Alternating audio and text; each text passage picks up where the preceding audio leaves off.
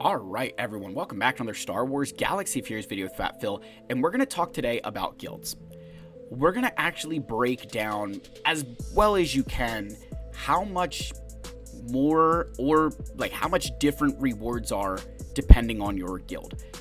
This is one of those things that can be very tough to quantify. When a guild says, oh, well, we get 48 stars and you only get 45, or we get the 520 million crate and you only get 375, or we win 70% of our territory wars, you only win 50%. All of that stuff sounds great. But nobody really breaks out or explains just what that translates to in terms of rewards. Now, I'm going to be very clear. I did not go into every little detail. I don't do that in my analysis. And even to an extent, Agnards and other players are very similar, where we're not going to break down every little bit of something. And this goes into just an overall, before we get into the meat of the video here. Whenever you're analyzing anything in Star Wars Galaxy of Heroes, separate the wheat from the chaff. Separate the stuff that doesn't matter from what does. And here's a good example for you. In Grand Arena, if they said in GAC, if you're like, I'm like, hey, why do you spend so much of your, resources in GAC? And you're like, well, I'm going to get, this extra currency and I'm going to get this and the Zetas. And it's like, if I took crystals out, would you care as much? Oh, hell no.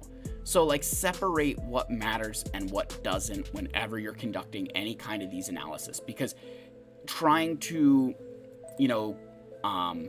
what's the wording I want to use here? Trying to add all that stuff in, just doesn't make sense, right? So you can't really go into that. It's just about, I think the word I want to use here is, you should only be analyzing the stuff that's actually valuable to you and not everything, because otherwise your analysis kind of loses a ton of the value that you're trying to add to your account and to understanding the resources in this game. So that was a very long, drawn out way, but I think you get the point we're trying to get at here. So let's get in here and let's talk about how going from Guild A to Guild B, how that changes your rewards.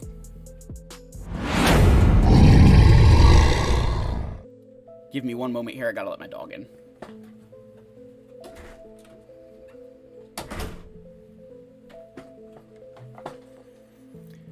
All right, so we're gonna switch over to a screen capture here.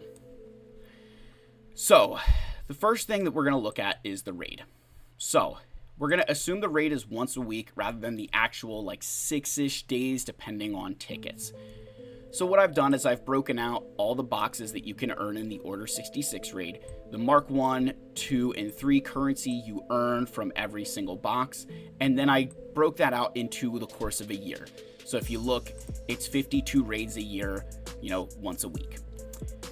What you'll want to bear in mind here, after the second box, once you get 14.5 million, you no longer earn any more Mark 1 currency. And after the third box, you no longer earn any more Mark 2. So it's all about the difference in Mark 3 currency. So we broke that out by year.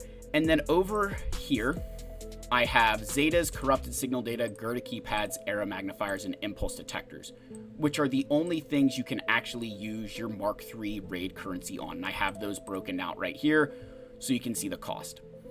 So, if you just spread your resources equally across all of these things, this is the amount that you would earn of each of these materials in a year based on the box here. So if you're in a guild that's at 147 million box, you're getting this crate, and there's a guild that's courting you that's getting 375 or even 245. If you spread your resources equally, here's the difference in rewards over a year. And that's if you're spreading equally. For a lot of you, you're probably not buying Zetas.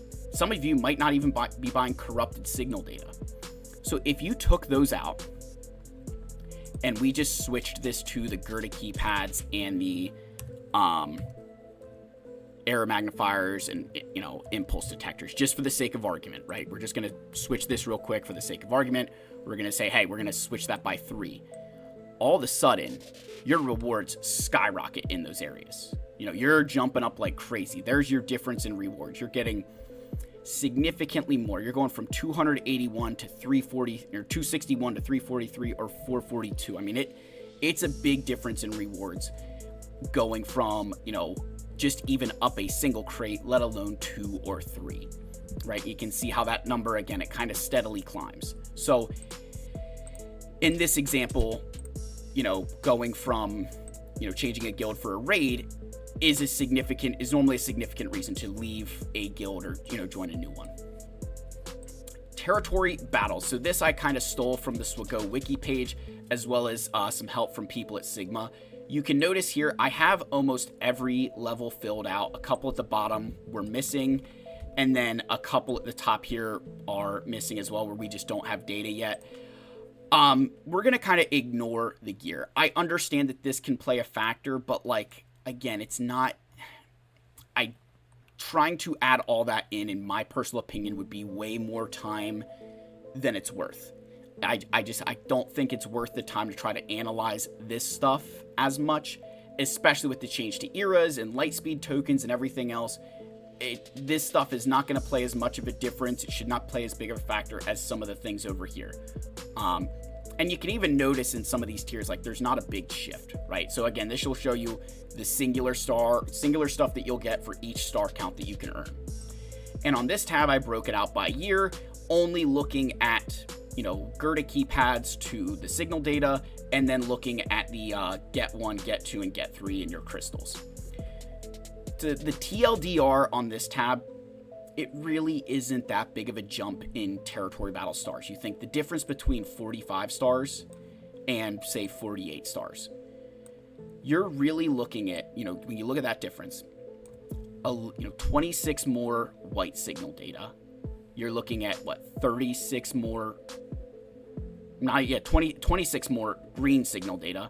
And, here it's a bit more significant. That's 78 more green, or blue, so that's a nice bit. But again, over the course of a year, all of a sudden you're like, all right, what are we doing here?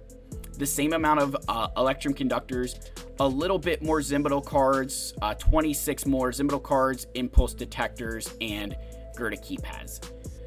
That sounds like a lot until you think, if I told you, hey, we're going to give you an extra 2 Gerda keypads a month as compensation, you'd be like, cool, but I'm not really, looking to do that. And if I told you that you had to put in additional effort for that, many of you would not be happy. So that's kind of where I'm breaking out TB here. When we talk about it, you look at it, yes, you are going to get more rewards, but stars don't move the needle as much. What can move the needle is special missions. The more special missions you do, the more rewards you will get. Again, you can kind of play around with the success rate up here. You can play around with the number of attempts over here. Again, I just kind of said, all right, if you get 50 people doing the mission at a 90% success rate, which is pretty easy to do for a lot of these missions, what's the amount of guild event currency 3 that your guild can earn? What's the amount of guild event currency 2 you can earn? I also added in looks over here for Zepho and Mandalore, where you can earn additional Kyrotech and get 3 over the course of a year. Again, just good information to have. The big thing that you'll want to note, right, is when you look at, say, Zepho and Mandalore, you're getting 25,000 additional guild event currency 3. If you look at the difference in get 3, which is in this column here, 23,000 guild event currency 3 will take you from, say, it takes you from 39 stars to 45 stars, right? That's roughly 23,000. That's 23,000 guild event currency 3. So you're jumping 6 stars worth of guild event currency 3 while only adding on 2 stars to your overall count. That's why we push Zepho and Mandalore so hard. The amount of get 3 you can earn is so significant for the comparative to the amount of effort that it would take to get that out of an additional just pure stars in a year. So that's why we really push for those. Again, if you're in a guild that isn't getting Zepho or isn't getting Mandalore, you're missing out on a significant amount of rewards. And especially if you're someone who would need, Kyrotech, this can become a very big deal because you're also earning, you think about the special missions for both of those, right? The Bo-Katan Mandalore here and Seer Cal. there's additional guild event currency too, 117,000 that you could be transitioning to Kyrotech or other materials. So yeah, that does make a difference. Then you have Territory Wars. Again, shout out to the Swago wiki page that I was able to steal this stuff from. So you've got your first place rewards and your second place rewards broken out on either side of the screen there. Again, we're kind of stripping away to just the relic materials. I'm not including Datacron stuff either because, again, for a lot of us, you still would try if the Datacron stuff wasn't there. So go to your Territory Wars for the year, and you can see your active galactic powers over here. And then just how many wars are you participating in a year? For some players, they might be missing 3 of every 4 wars because their guild is sandbagging, right? Their guild is intentionally sitting people. So then you just change that to 39. And then you just up your win rate to whatever your guild gets. Say it's a 90% success rate. Now you can, all right, there's the amount of wins you had. There's the amount of losses. Here's the rewards you would get for that. So for me, my guild, we're actually at about a 64% win rate, give or take. So you look at us over the course of a year, these are the rewards we're getting. The difference between a win rate of 64 comparative to 50, you're looking at not even 30 full droid brains. Now again, for some players, 30 sounds like a lot in one go, but if I told you that that's not even a Gerda keypad every like 10 days, all of a sudden it changes, right? There's some perspective. So yes, while looking at this over the course of a full year gives you a good perspective of the total rewards, you also need to make sure that you're thinking of it that, yeah, it's not like you're going to get 30 tomorrow. It's going to be a year before you ever make up that with that specific win rate and participation rate. So, you know, in terms of changing guilds, if you're going from one that is, you know, participating in the 320 tier comparative to say 360 or 380, yeah, or one that's going from a, you know, 30% win rate to say a, you know, 60% win rate, yeah, we're talking about, you know, significant increases. But going from like 50 to 64, you know, we're beginning to split a few more hairs than you would probably think, right? And again, depending on win rates and everything else. So a lot of this, what you're seeing is that in some cases, it makes a lot of sense to change guilds, right? Especially when it comes to the raid. This is a big one for a lot of players. Even for territory battles, you know, it's not so much about your star count as much as I'd argue for special missions and, you know, I think the special missions are a much, you know, bigger piece of the puzzle than people are willing to admit. This is an area that my guild has been pushing in pretty hard lately, and I've noticed that change in my account. And we've pushed hard in stars. I'm not going to pretend we haven't pushed hard in stars, but the difference in star counts really isn't as significant as getting to some of these additional special missions and what that can do for you. So with that said, it comes the question of, well, and I share this calculation a lot, the GP calc. I developed this a while ago where I say oftentimes as a player that, you know, if you're looking, I'm going to just hide the fat face here. When players are looking for a new guild, I oftentimes recommend going 1 million above and 1 million below your average. That's kind of the range that you should, you know, potentially accept a guild in. It does take a little bit of self-reflection. You need to ask yourself, do you feel you're an average player? Where, all right, based on I feel I'm an average player, I should look for a guild around the 690 million range. Hey, I'm a really big above average player. I could search for a guild that's maybe above that. Or you know what? If I'm being honest with myself, I'm not really that great of a player. Maybe I'm going to go to a smaller guild, right? That's what this is kind of showing you. The one thing I've noted here is that it starts to break at 13 million galactic power. Once you get to 13 million GP, it does start to break. And let me show you why. We're going to put the fat face back on the screen here. And we're going to go over to the game. If you go to the leaderboards for guilds, and why I say 13 million it starts to break is because at 13 million GP, right, your average would be, you know, you figure, I'm looking at a 700 million power guild as my, you know, peak, right? So maybe we could update that GP a little bit, but just for perspective, that is 61 guilds. So at 13 million, you're starting to split hairs a little bit where it's like, are we really getting, you know, some guilds are not going to bring you in at 13 million just because they're 700 million, because at that point they need more out of you. Some will, some won't.